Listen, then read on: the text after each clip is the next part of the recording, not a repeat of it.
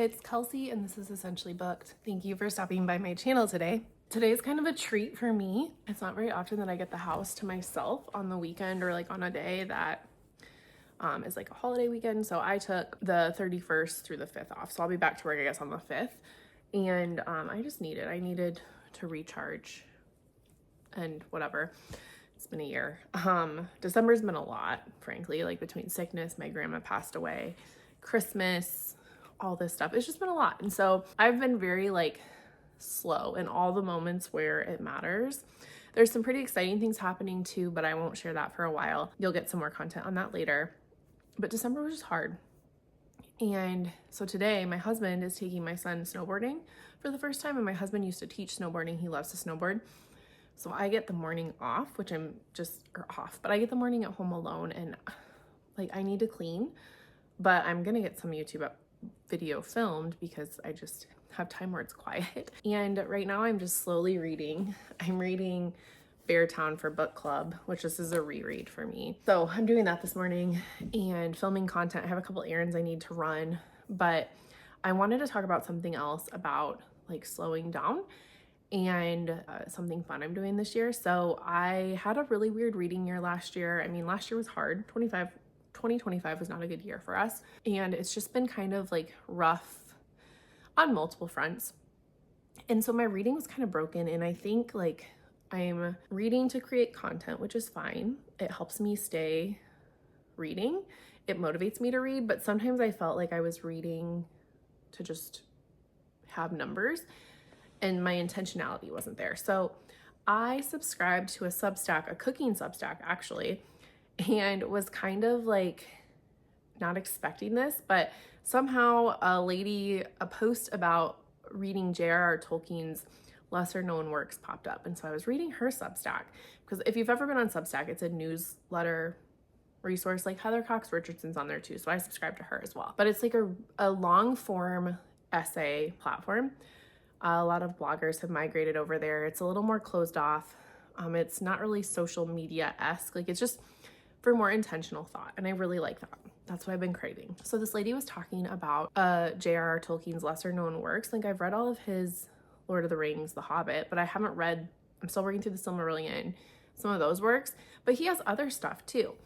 And she is doing a year of Tolkien. And so I was really intrigued by that. And so I decided I would do a year of Tolkien. And this month we're reading his essay on fairy stories. So it's from the Tales from the Perilous Realm.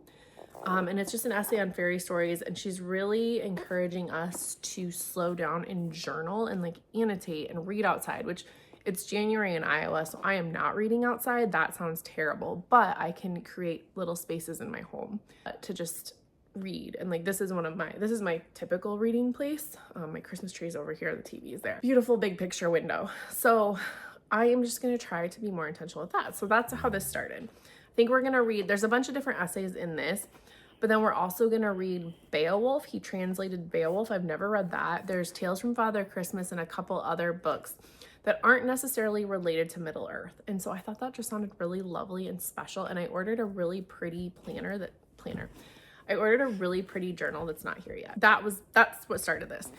And then I was, again, reading Substack. Substack like knows what you want, like the algorithm is real. So I then stumbled into Simon Hazel's page, which is Footnotes and Tangents. And he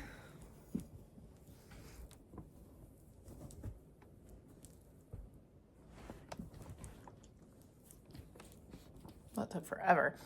So Simon Hazel has this page called Footnotes and Tangents, and he's done it, I guess, every year. Oh no, I found it because Meredith Schwartz of the Currently Reading podcast that I'm a patron of Patreon for. Patreon? What do you call yourself if you're a Patreon, like Patreon supporter? So Meredith posted about Wolf Hall, and in my unhaul video, like I need to read the books or unhaul, Wolf Hall is one of them because it's one of my oldest books.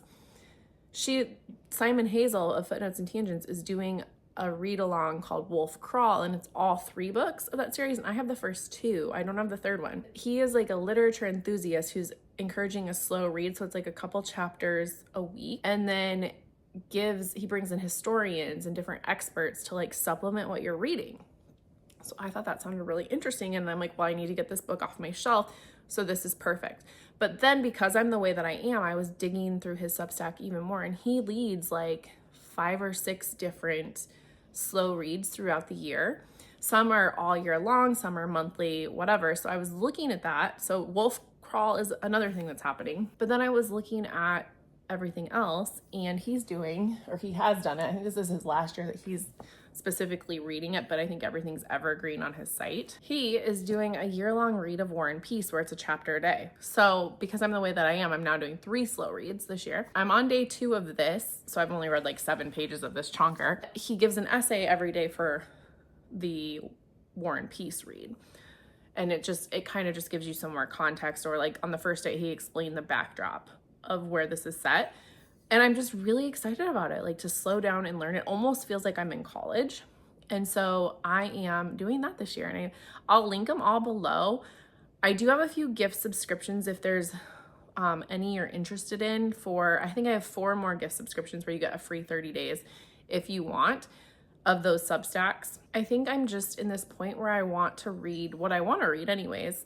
But I want to read with intention this year and slow down and maybe treat it like a college class, to think deeply on the text, to write and journal, and just remember why I love literature and just slow down. And so I am beyond excited for this experience. And so all that to say that I'm looking forward to this year of intentionality with my reading and being more mindful of my TBR. Like, is anybody else kind of feeling that draw towards intentionality too?